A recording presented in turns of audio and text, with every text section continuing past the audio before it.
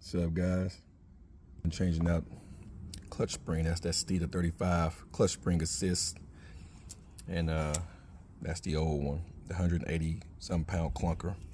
So I'm gonna get ready to put the Steeda one back on here. There we go. I'm gonna get ready to put the Steeda one back on here and see how she performs. And I'll give you a review here in a little bit, but simply the clutch assembly.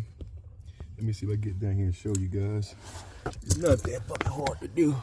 You can't really see, but yeah, I ain't got my light on. Let me turn my light on. Boom, boom, boom. Come on, light. Bring your ass on. There we go. You can see right there, that line is where your purse kit come out right there. So that's where the bottom goes on. And up at the top, right there, that bracket, where that white grease is at, where the top goes. So, show you what it looked like when you put it on. All right, she is on. There we go, right there, guys. Give it a try, see how she feels. All right, guys, I got the new Steeda clutch assist spring on 35 pounds. I took the old one off. I had it on a while ago, and I took it off because I didn't like the feel at first, and it was on my stock clutch. But then, you know, when I put the RXT in, which I still ain't swapped to the RST yet, guys, but that's coming. I can feel the engagement point a lot better. Maybe because my stock clutch was just so wore out and it was slipping real bad that you know, I didn't feel the engagement points properly. But with this clutch being so aggressive, I can really feel it. And I have a little bit of play at the top when you first engage on the clutch, on the pedal. But other than that, I can really feel the release points a lot better. I'm in 4th gear right now. It's a nice day outside. Traction control is off. You know, I always usually drive with it off because of the performance clutch. And I'm technically still breaking it in. But, you know, like I said, I'm going to be getting the RST here very soon. I'm actually heading over to Tractor Supply to get a lifting mat because I want to have an even lifting platform for my deadlifts today for my 1,000-pound challenge. But this spring is so much better than the stock spring. First gear pull here in a second.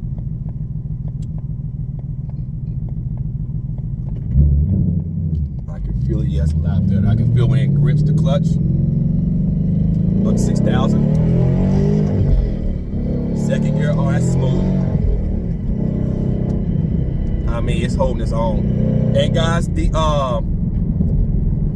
transmission's broken in now, so I don't know if you guys can hear that chatter, but it done got less and less and less. The more I drive it, Clayton County PD. Well, he ain't turned around. I know I'm speeding. The more I drive it, the less sounds it's making. So it's really breaking in. The transmission feels a lot healthy. But like I say, this clutch being so aggressive, I really don't want to abuse it. So I'm gonna get the RST. I'm not gonna be drag racing that much anyway. This is gonna mainly be a fun street car, so there's no need to have the RXT. You know, I do pull from time to time, but nothing that needs me to keep that very aggressive clutch on the car. But what I'm gonna do, I'm going to have McLeod. Since I'm gonna get the RST, I'm gonna send this one back for a rebuild, spend a little $500, and it's gonna always be on hand. You know, so let's say the RST fails me, I have the RXT. I can then put that back on and then send that clutch off and get it rebuilt and have it sent back. And then when the RXT gets bad or starts slipping, hey, I can swap them out. So you always have 2 clutches. So that's gonna be my initial plan. But I mean, it's amazing. You guys know I got the McLeod, not the McLeod, the short throw trans mounted in the car now. So matter of fact, I'm see if you guys can see. But you can't see. The camera won't let me go all the way down. The window mount won't go all the way down. But you guys know why I got. I'll throw a picture there for those of you that haven't watched all my Mustang content. So things are going good right now with the car. I'm still in the process of shopping for long tube headers all the way back to the mid pipe. Since I have the active assault set up, it costs an arm and a leg just to do a different exhaust in the back, the axle back, because I have the active exhaust back there. So depending on which kit I go, can really up that price by a couple of thousand more just to get like the Roush axle back or the Cook's axle back with the active exhaust. It's like $1,400 just by itself. That's not even adding the long tubes in the mid pipe. So I don't know how I'm gonna go about doing it. The stock axle back, I like it. I do have a bezel that malfunctioned. I was hitting the Texas last year. I had the pipes off so you guys can hear me talk, and as I got in the boost, the back pressure forced the bezel open, and I haven't took it to forward yet because since I have a resonator delete on the car, it's gonna void the warranty on the exhaust, so I just didn't bother taking it in. So what I'm gonna probably end up doing is keeping the axle back and then getting the long tubes mid pipe, and then the smooth, the shifts are so damn old crisp, and then save up for that axle back conversion. So I know whatever brand I go with, I have to make sure that I can fit the axle back to that brand or have the proper stuff in place for modifications to the axle back. But I mean, this feels so good. Downshifts are crisp. Hashtag save the manuals. And you can feel the release. Oh, smooth. Smooth. Fifth gear, 60 miles an hour, smooth. Very smooth. I can wait to take to the dyno. It's going to the dyno here sometime in June. I was going to do it in May, but since I'm going to be hitting the road in June, I'll probably wait. I say July.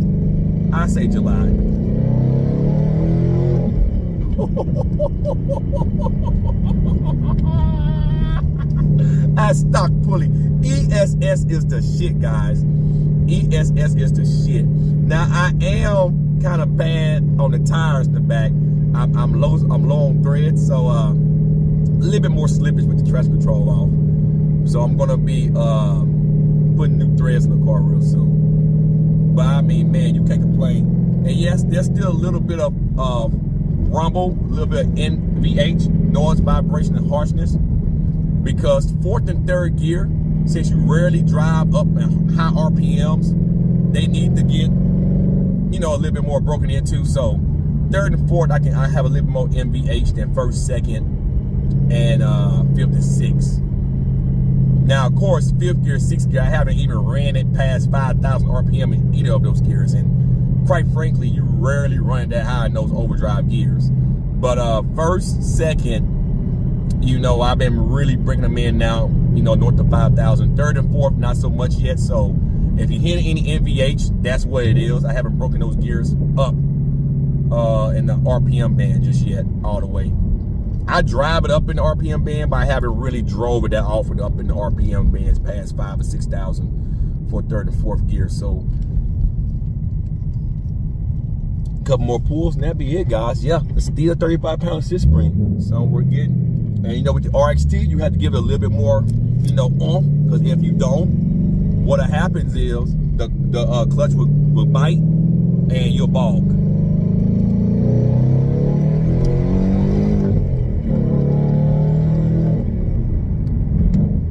I mean, it's moving. It's moving. It is moving. And my knock issues seem to be going away. My car's not pulling that much time in no more, and I guess because I'm figuring out how to shift this clutch now, instead of trying to power shift it or whatever, I realize if I just give it a split second to catch before I just slam the gas trying to power shift it, it gives me everything. And that's just with the traction control off. And I also realized that shift of mines at about 6,500 is the sweet spot. Especially second to third and third to fourth. Now, fourth gear, you can run it all the way out, ring it all the way out to 7,000, you know, and then go to fifth. But when you're going first, second, third, and third to fourth, you know, change it, shift it at about 6,500 RPM, especially first gear. First gear, you don't want to red line first. You're asking for a fucking oil pump gear issue. And I've been running 520 when the next oil change.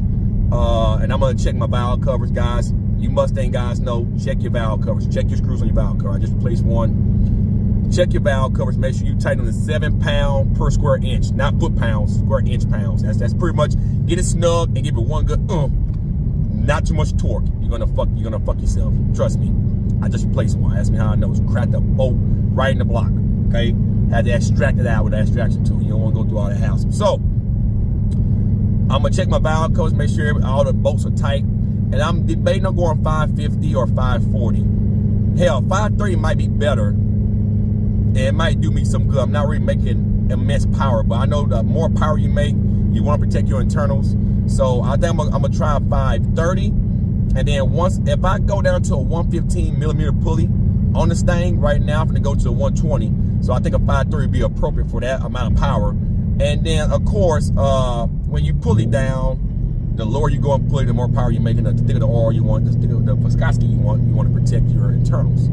And 550 is recommended by a lot of people that boost the Mustangs, and a lot of the manufacturers that boost the Mustangs. The Chevys, the GT500, they recommend 550 on that supercharged application. So right now it's 520 in here, but I will be changing the oil here fairly soon. And once I do that, I'm gonna go with 530 for a while. Make sure there's nothing going on, walking with their internals. And then, you know, if I go down to a 115 millimeter pulley, up to 120, then I up it to a 540. 550 is the most you want to go in these cars. But anyway, guys, that's all I have. The Steeda 35-pound clutch assist spring. Blah. It's worth having. I love it. I did. And like I said, I had it on before I took it back off, put the stock clutch back on, the stock assist spring back on. And I just didn't feel the bite points. My clutch was fried, but with this RXT clutch, I can really feel the bite points. I know how much RPM to give it. I can feel when it grip and go before it dies. Just give it a little gas, slip the clutch a little bit, and let it do its thing.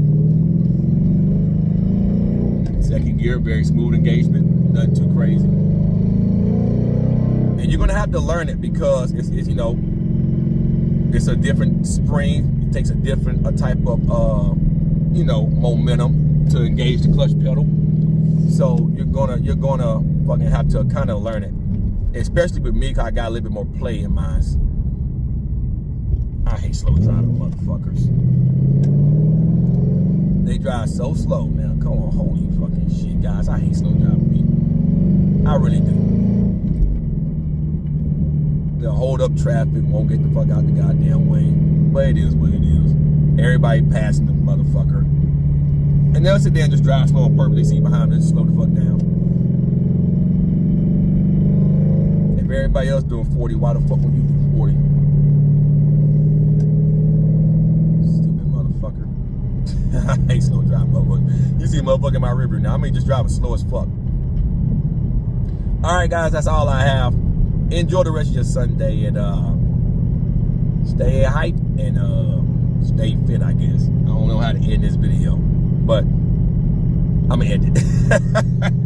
I've just lost some thought, guys. I'm trying to think of anything else to say, but yeah. Y'all have a good Sunday. Enjoy the rest of your day. I'm out, guys. Peace.